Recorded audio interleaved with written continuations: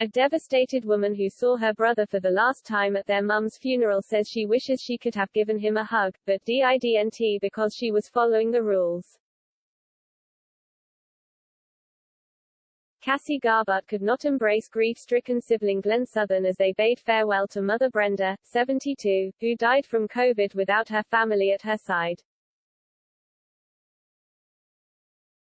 Just weeks later, in June 2020, dad of 6 Glenn, 46, from Blackpool, tragically took his own life. Heartbroken Cassie, 45, says shameless Prime Minister Boris Johnson must go following the Partygate scandal. She told the Mirror, "I just wish it hugged my brother. I have to live with the fact that I didn't because I followed the rules. I have nightmares about the fact that my mum died on a COVID ward where everyone was in masks and there was no one with her. She died alone. I can't imagine what my brother was going through and they were partying through it. I don't believe a word Boris Johnson says. He doesn't care about others, he just cares about himself."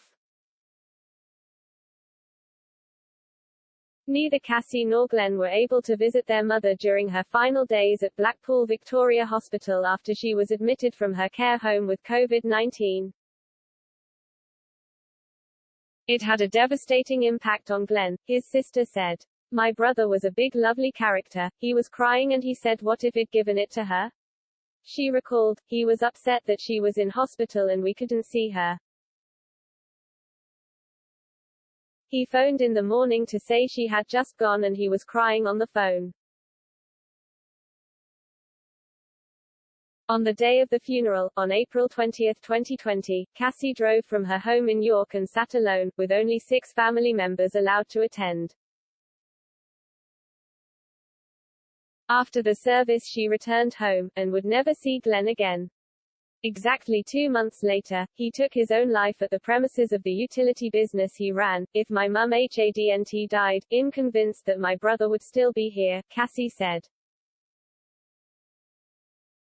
Revelations about numerous parties at Downing Street while the rest of the country was following strict COVID rules have infuriated Cassie.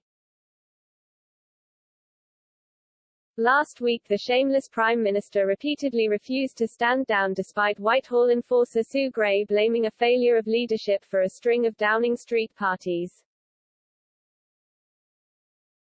She said, "They were having a party while my brother was in the deepest, darkest hole.